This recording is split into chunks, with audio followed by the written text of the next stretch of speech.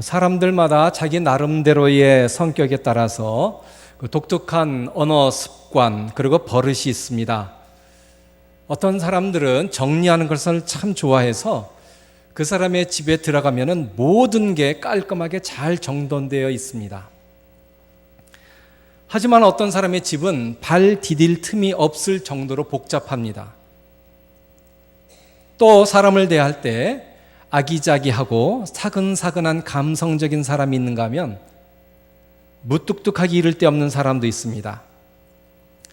그뿐만이 아닙니다.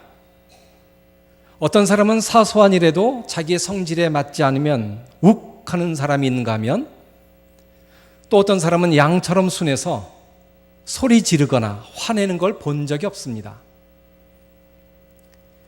이처럼 사람마다 살아가는 방식이 다르고 습관이 다른데 한 가지 분명한 사실은 우리 모두는 하나님의 자녀이므로 하나님이 기뻐하시는 삶을 살아야 한다는 점입니다. 오늘 본문에서 야고보는 우리가 어떻게 하나님이 기뻐하시는 삶, 즉 하나님의 의를 이룰 수 있는지에 대해 아주 중요한 교훈을 가르쳐 주고 있습니다. 오늘 본문에 보니까 야고보는 우리가 지켜야 할 이 두 가지의 언어 생활과 한 가지의 생활 습관에 대해 이야기하고 있습니다.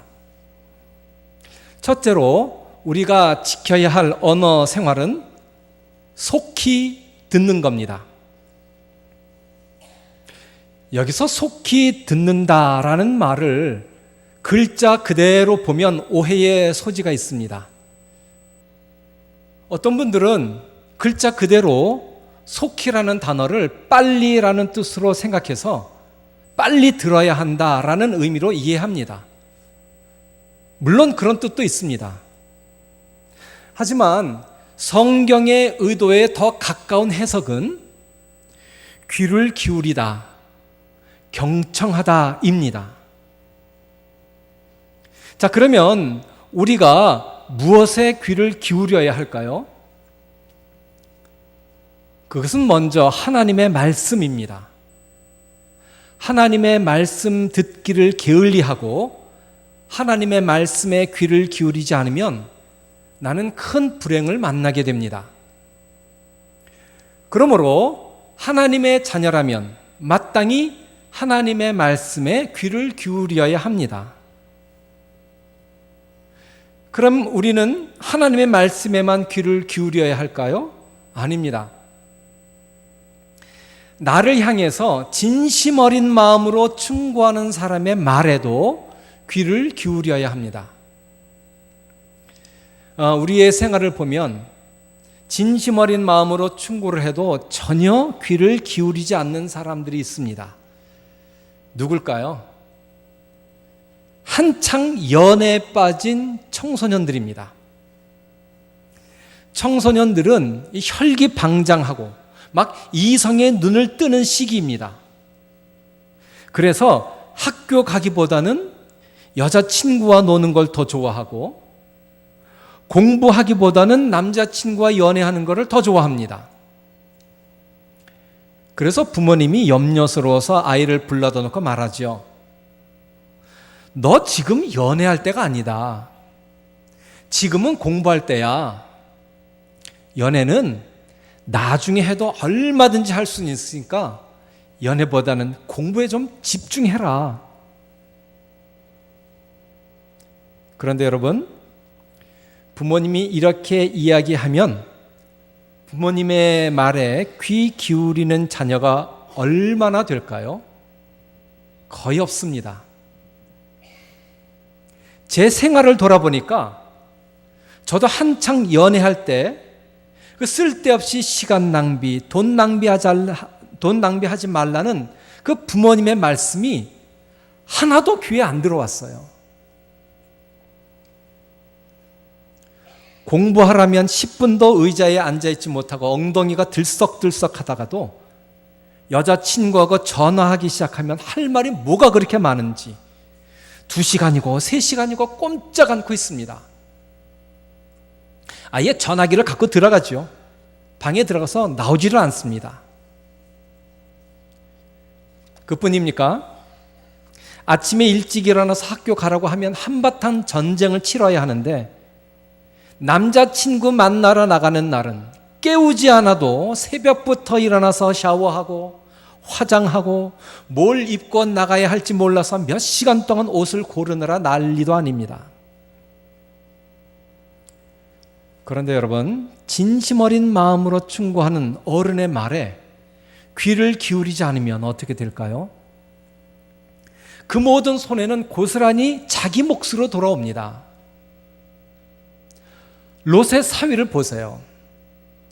그들은 하나님께서 소돔성을 멸망시킬 거라는 이 장인의 말에 귀를 기울이지 않았습니다. 장인어른, 뜬금없이 그게 무슨 말씀입니까? 소돔성이 망한다고요? 농담하지 마시지요. 롯의 말을 농담으로 여겼던 그들이 나중에 어떻게 됐습니까? 하나님께서 유황과 풀을 비같이 내리실 때 다 죽었습니다. 어른의 말에 귀 기울이지 않는 사람이 또 있습니다. 그들은 엘리 제사장의 두 아들 홉니와 비느하스입니다. 홉니하고 비느하스는 아버지의 뒤를 이어서 제사장이 되었습니다. 그런데 이들은 사람을 시켜서 하나님께 제사 드리러 온 사람의 재물을 빼앗아 오는 게 일상생활이 되어버렸습니다. 혹시 어떤 사람이 지금 말고 나중에 제사 드린 다음에 재물을 가져가라 이렇게 말하면은 제사장이 생고기를 좋아하니까 지금 줘라, 지금 주지 않으면 내가 억지로 빼앗아 가겠다 협박까지 했어요. 제사장에게 재물을 빼앗긴 사람은 하나님께 드릴 재물이 없어졌으니 제사를 못 드리는 거예요. 하나님께 드릴 재물을 강도도 아닌 제사장이 빼앗아 갔으니 이게 될 법한 일입니까? 그런데 이게 다가 아닙니다. 홈니와 비느하스는 성전에서 일하는 여인들과 동침까지 했습니다. 이 소식이 아버지 엘리의 귀에 들렸습니다. 아버지가 두 아들을 불렀습니다. 그럼 말합니다. 너희가 어찌하여 이런 일을 하느냐? 내가 너희의 악행을 이 모든 백성에서 다 들었다. 그리하지 말아라.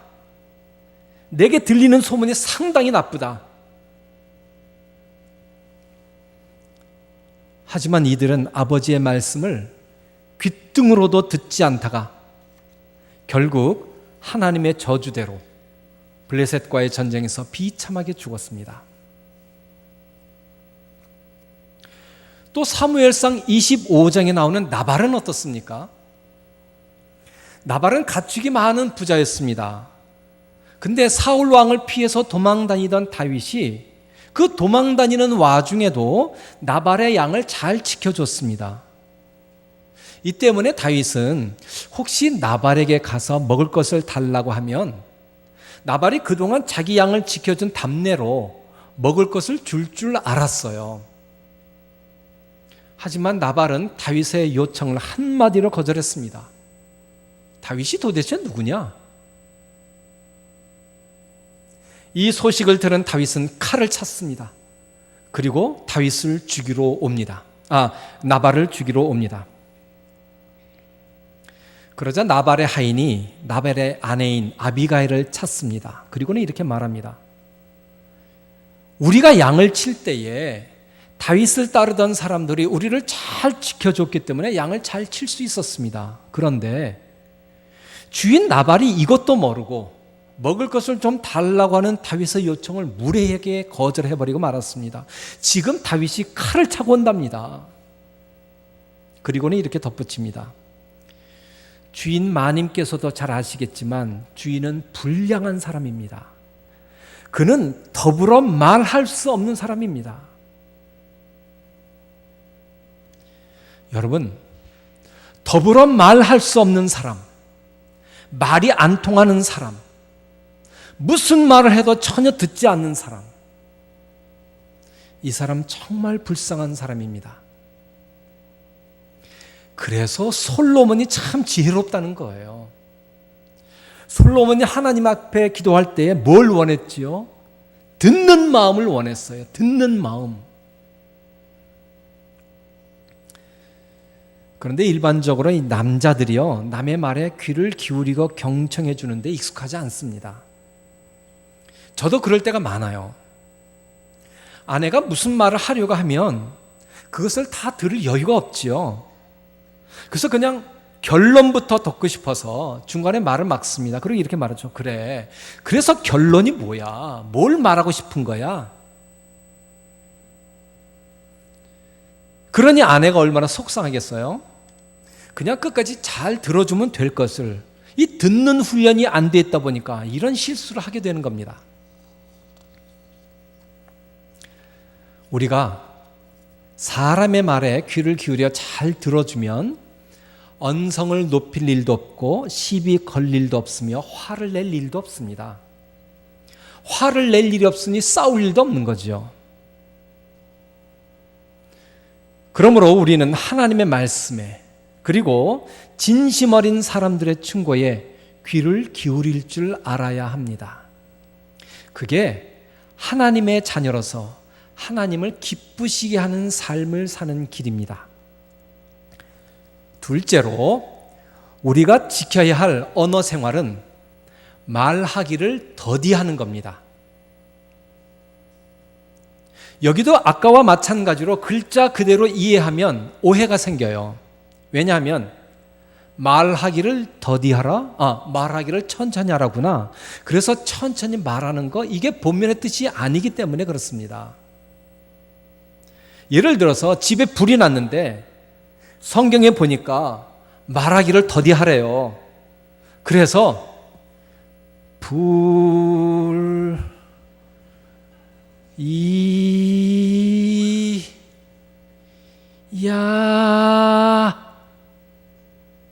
이렇게 말한다면 이건 성경 말씀을 오해해도 크게 오해하는 일입니다.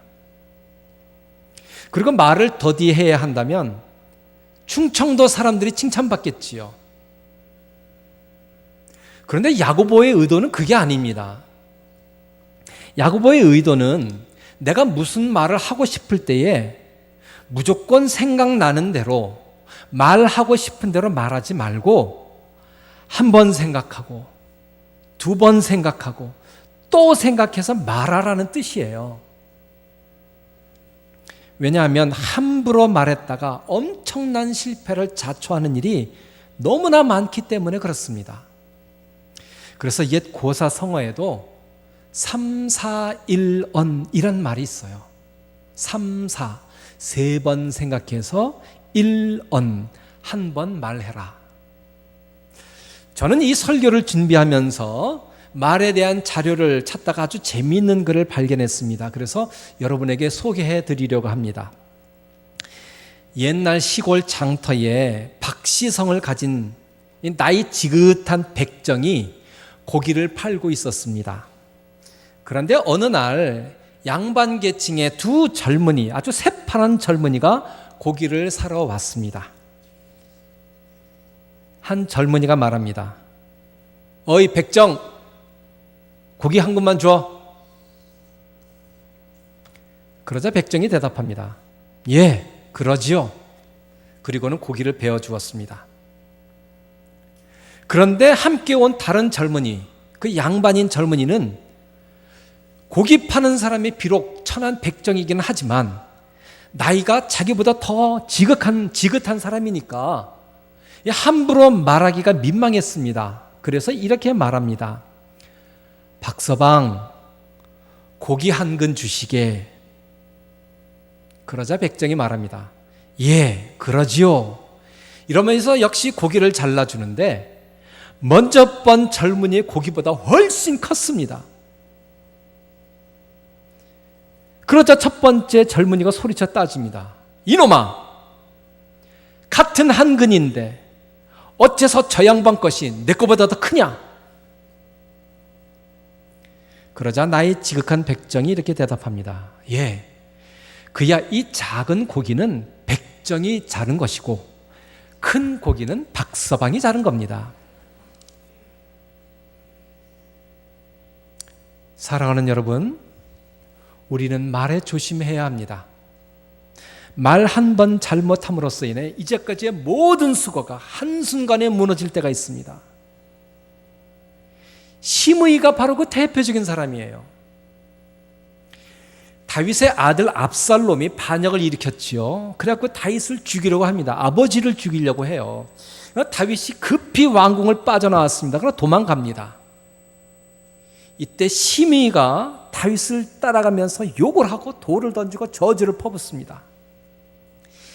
피를 흘린 자야, 이 사악한 자야, 꺼져버려라. 다윗 집안의 모든 피를 하나님께서 내게로 갚으셨구나. 꼴 좋다. 네가 사울의 뒤를 이어서 왕이 되었다마는 하나님이 네 아들 압살롬에게 왕의 자리를 넘겨주셨구나. 그거 봐라. 네가 살인자가 되어서 애매한 사람을 죽였기 때문에 이런 일이 생긴 게 아니겠느냐. 이러면서 돌을 던지고 난리를 핍니다. 이때 다윗의 장수 아비새가 말합니다. 왕이시여, 이 죽은 개와 같은 자가 어찌 왕을 저주하도록 내버려 두십니까? 제가 당장 건너가서 이 시므이의 목을 치겠습니다. 하지만 다윗은 이를 말립니다. 아니다. 하나님께서 시므이를 통해서 나를 저주하라고 하신 게 아니겠느냐. 내 몸에서 난 아들도 내 생명을 죽이려고 하는 판인데 어쩌겠느냐. 그러니 그가 저주하게 그냥 내버려둬라. 그리고는 도망을 갑니다.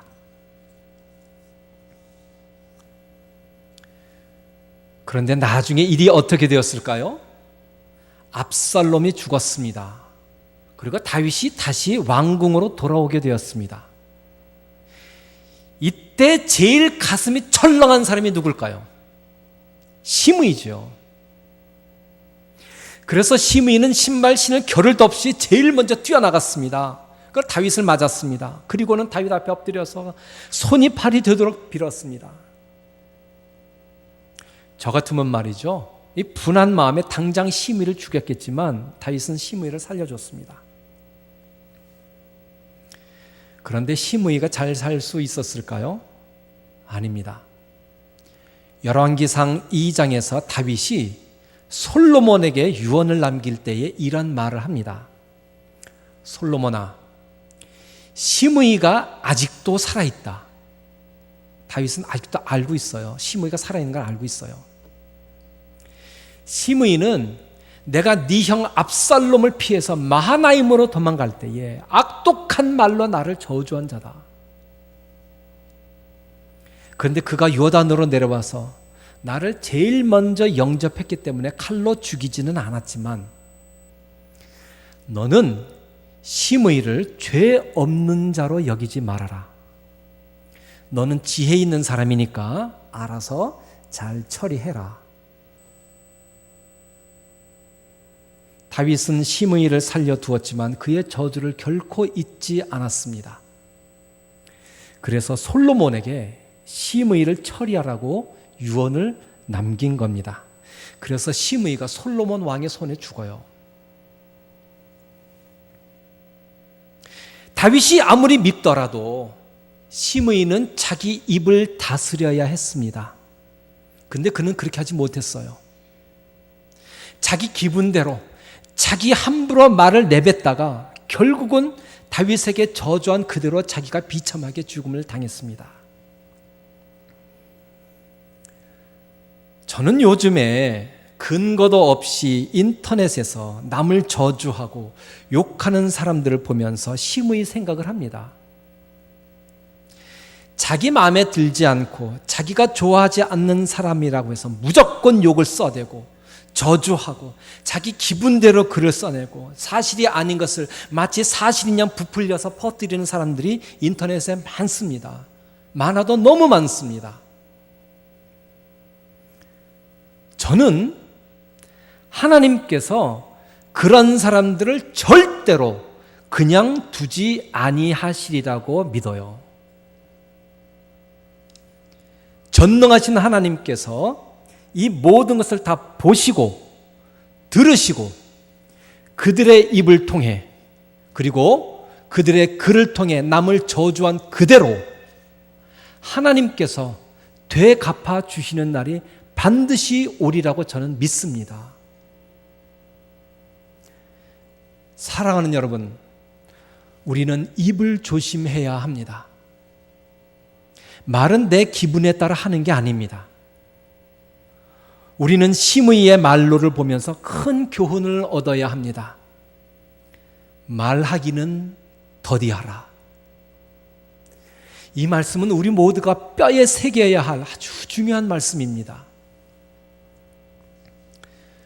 자, 귀를 기울여 잘 듣고 말을 조심스럽게 해야 하는 이 두 가지 언어 생활에 이어서 이제 세 번째로 우리가 지켜야 할 생활 습관은 화를 다스리는 일입니다.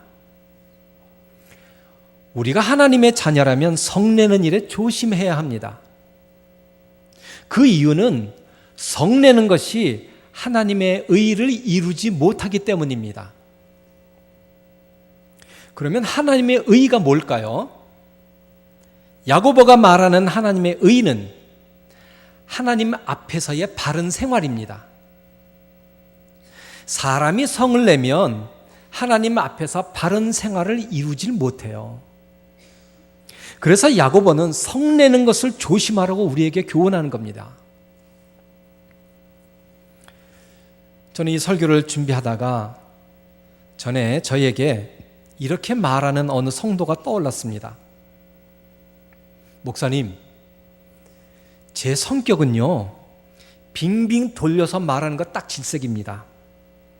그리고 저는 다혈질이라 한번 화가 나면 하나님도 못 말려요. 그 성도는 마치 자기 성격이 대단히 불같다는 것을 자랑스럽게 얘기했을지는 몰라도 저는 이 말을 듣고 가슴이 철렁했어요. 왜냐하면 하나님도 못 말릴 정도라면 그 사람은 하나님의 자녀가 아니기 때문에 그래요. 하나님도 못 말려서 내버려뒀으니 그 사람이 하나님의 자녀겠습니까? 사탄의 자녀예요. 근데 그 사람은 그걸 몰라요. 자랑스럽게 말합니다. 나는 내 성질, 하나님도 못 말린 성질이다.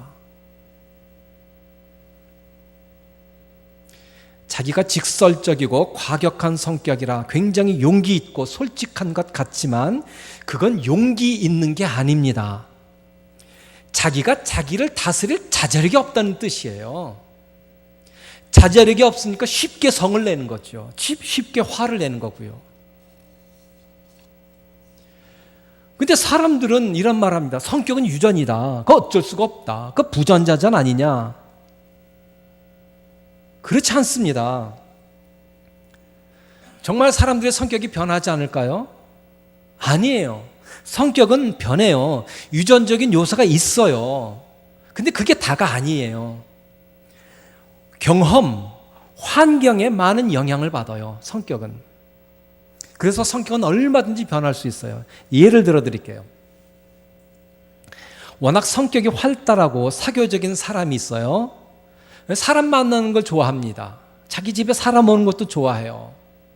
그런 여자가 있는데 이 여자가 밤에 엘리베이터를 타고 집에 가다가 그만 칼을 든 강도를 만났어요. 자, 그러면 이 여자는 이후에도 여전히 사람을 좋아하고 사람을 만나는 걸 즐길까요? 아닙니다.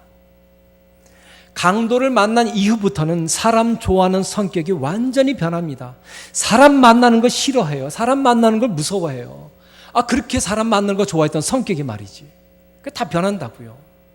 그러니까 성격은 못 고쳐. 이건 유전이야. 그 말은 잘못된 말입니다.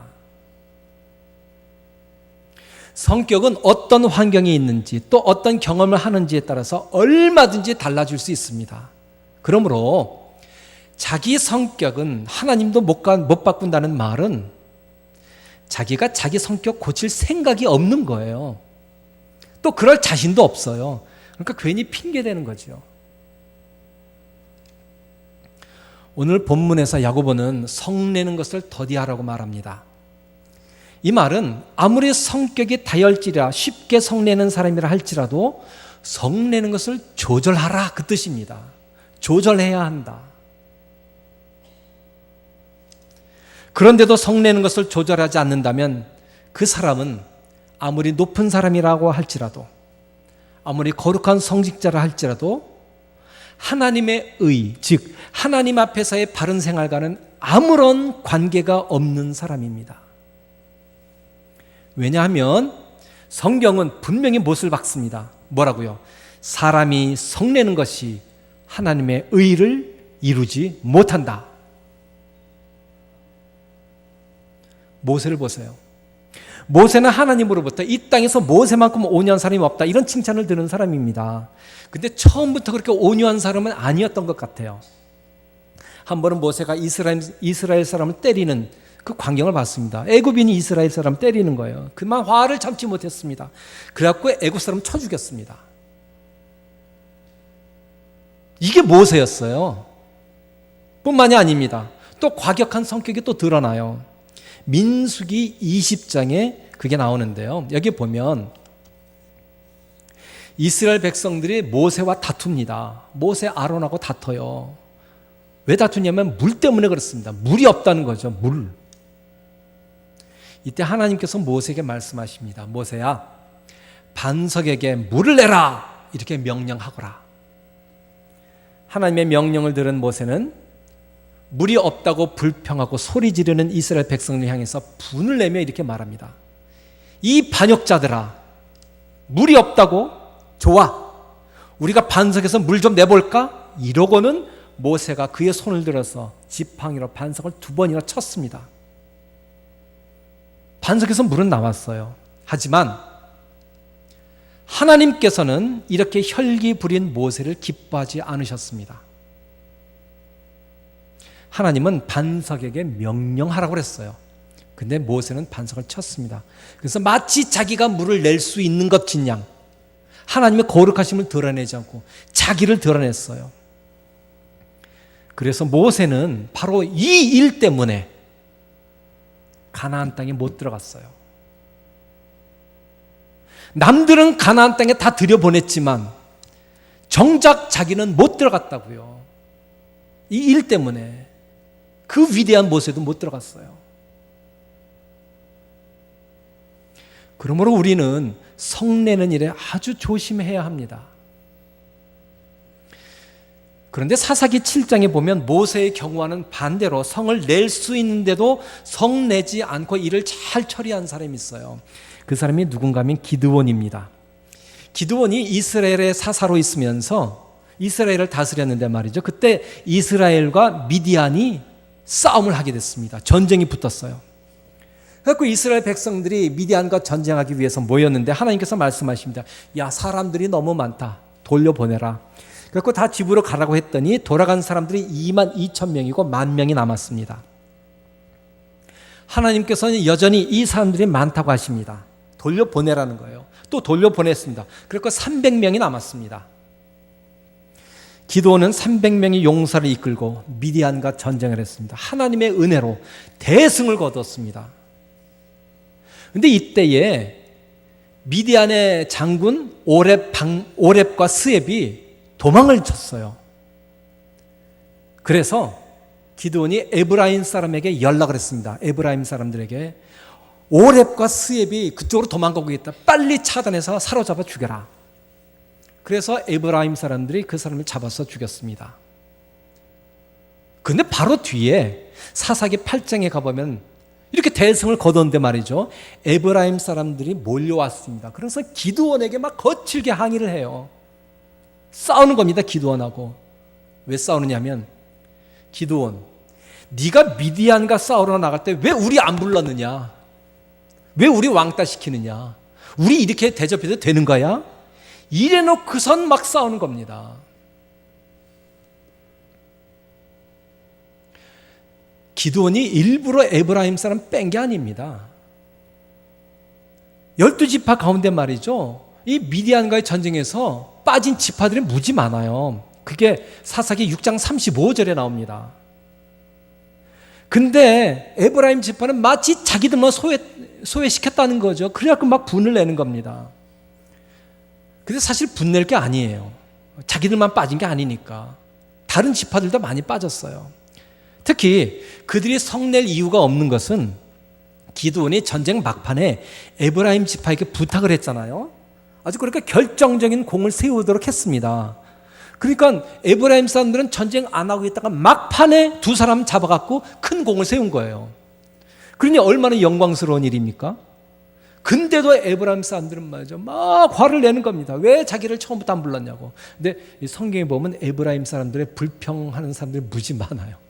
성경 역사를 사사기에 보면 말이죠, 늘 불평한 사람 보면 에브라임 족속이에요. 이때 기드온이 이렇게 대답을 합니다. 사사기 8장 2절인데요. 기드온이 그들에게 이르되 내가 이제 행한 일이 너희가 한 것에 비교가 되겠느냐. 에브라임의 끝물 포도가 아비에셀의 만물 포도, 즉 자기를 말하는 겁니다. 내가 한 것보다 훨씬 더 낫지 않느냐. 하나님이 미디안의 방백 오렙과 스앱을 너희 손에 넘겨주셨으니 내가 한 일이 어찌 너희가 한 일과 비교가 되겠느냐. 이런 말을 했어요, 기드온이. 여러분, 포도 처음 나온 포도도 맛있지만 끝물 포도가 맛있죠. 요즘 포도가 많이 나옵니다. 끝물 포도가 맛있고 좋다지요. 이처럼 에브라임 지파가 처음부터 전쟁을 안 했습니다. 끝에 가서 했어요. 그러나 기드온은 끝물 포도가 좋다는 거죠. 너희들 참 잘했다. 그러니까 칭찬해 줬습니다. 나는 아무것도 아니다. 사실은 기드온이 일을 했지 에브라임은 별로 일한 건 없습니다. 그런데도 기드온은 에브라임 사람들을 축해 세워줬습니다. 그렇게 말하니까 에브라임 사람들의 노여움이 사라졌어요. 그래서 자기네 지역으로 돌아갔습니다. 만일의 경우에 기드온이 야, 내가 너희에게 맡겨준 일은 얼마나 큰 일인데 너희만 빠진 게 아니야. 다른 데도 많이 빠졌어. 너 나하고 싸울래? 이러고 싸워봐요. 그건 자중질환이 일어나는 거죠. 방금 미디안하고 싸웠는데 힘 다 빠졌는데 또다시 이스라엘 사람들이 자기네끼리 또 싸우게 되는 거예요. 전쟁이 날 뻔했습니다. 근데 기드온이 화를 내지 않고 축해 세우니까 이게 일이 해결됐어요. 여러분, 에브라임 지파처럼 밑도 끝도 없이 무조건 성내는 사람이 있습니다. 우리 주위에 많아요. 그런 사람이 있다면 나도 같이 성내서는 안 됩니다. 왜냐? 그렇게 하다가는 둘 다 똑같은 사람이 돼버리고 말아요. 제가 초등학생하고 싸운다고 칩시다. 그럼 저는 목사가 아니에요. 전 초등학생이 돼버리는 거예요. 그죠? 성내는 사람 앞에서 겸손히 나를 낮추면 일이 해결이 됩니다. 이게 오늘 본문이 말한 것처럼 하나님의 의를 이루는 거예요. 즉 하나님 앞에서 바른 생활을 하는 겁니다. 그러면 어떤 분은 이렇게 물으실 겁니다. 목사님, 그러면 불의를 보고서도 성내지 말고 참아야 될까요? 아니에요. 야고보의 의도는 그게 아닙니다. 성내기를 더디하라 라는 말은 개인적인 감정을 쉽게 폭발시키지 말아라, 그 뜻입니다. 그러나 하나님을 향한 의분, 하나님을 위한, 하나님이 향한이 아니죠. 하나님을 위한 의분은 이거는 우린 참아서는 안 돼요. 다윗을 보세요. 그가 하나님을 위한 열심이 있었습니다. 의로운 분노가 있었어요. 그래서 골리앗을 이겼던 겁니다. 골리앗이 하나님을 욕할 때에 의분이 있었어요, 다윗에게는. 만약에 다윗이 말이죠, 의분이 나는데 이거 참으라고 해서 참아야지. 그렇다면 끝난 거죠. 이스라엘 다 망한 겁니다. 근데 의분이 있었어요. 이런 의분은 우리가 갖고 있어야 돼요. 그러나 개인적인 감정에서 나오는 성, 분, 이거는 쉽게 폭발해서는 안 된다. 이게 오늘의 야고보서의 의도입니다. 이제 결론을 맺습니다. 우리는 성경 말씀대로 우리의 언어 생활을 잘 해야 합니다. 그러기 위해서는 첫째로 귀를 기울여 듣는 훈련을 해야 합니다. 하나님의 말씀에 귀를 기울이고 또 나에게 충고하는 사람들의 진심 어린 말에 귀를 기울이는 마음을 가져야 합니다. 그렇지 않고 무조건 자기 말만 들으라고 하는 사람은 절대로 하나님의 자녀라고 할 수 없습니다. 둘째로 우리는 말하기를 더디하는 훈련을 해야 합니다. 하고 싶은 말이 있다고 무조건 내뱉어서도 안 됩니다. 내가 무슨 말을 하려고 할 때 한 번 생각하고 두 번 생각하고 또 생각해서 말을 해야 합니다. 내 감정에 휩쓸려 내 하고 싶은 대로 다 말해버리는 사람은 어리석은 사람입니다. 그런 사람도 하나님의 자녀가 될 수 없습니다. 셋째로 우리는 성내기를 더디해야 합니다. 일반적으로 사람들은 자기 취향에 맞지 않으면 쉽게 성내는 경향이 있습니다. 성을 내는 것은 하나님이 만드시고 사랑하시는 그 사람의 인격을 무시하는 행위입니다. 그러므로 쉽게 성내는 사람은 하나님의 의를 이룰 수 없습니다. 우리는 성내는 것을 자제하여 하나님의 의를 이루어야 합니다. 이것이 야고보가 오늘을 사는 우리에게 주는 중요한 교훈입니다. 오늘 우리는 우리가 이 땅에 살면서 하나님께 기쁨을 드리는 언어 생활과 생활 습관에 관해 하나님의 말씀을 들었습니다. 물론 이 말씀은 처음 듣는 말씀이 아닙니다. 우리가 다 아는 말씀입니다. 그러나 우리 생활에서 놓치기 쉬운 말씀들입니다. 이제 다시 한번 이 말씀을 우리의 마음에 깊이 새기고 하나님 앞에서 바로 살아야 하겠습니다. 그래서 우리의 언어 생활과 선한 생활 습관을 통해서 하나님께 영광을 돌리고 우리를 통해 하나님의 의가 온전히 이루어지기를 간절히 소망합니다. 아멘. 기도하겠습니다. 사랑이 많으신 아버지 하나님, 우리가 잘 아는 말씀인데도 불구하고 우리 실천 생활에 옮기기가 참 힘듭니다. 하나님, 이 말씀을 내 뼈에 새기게 하여 주옵소서. 하나님의 의를 이루기에 힘쓰는 우리가 되게 하여 주옵소서. 하나님 보시기에 부끄럽지 않은 우리가 되게 하여 주옵소서. 또 우리에게 이번 주간 3일이 남아 있습니다. 이 3일 승리하는 3일이 되게 하여 주옵소서. 예수님 이름으로 기도합니다. 아멘.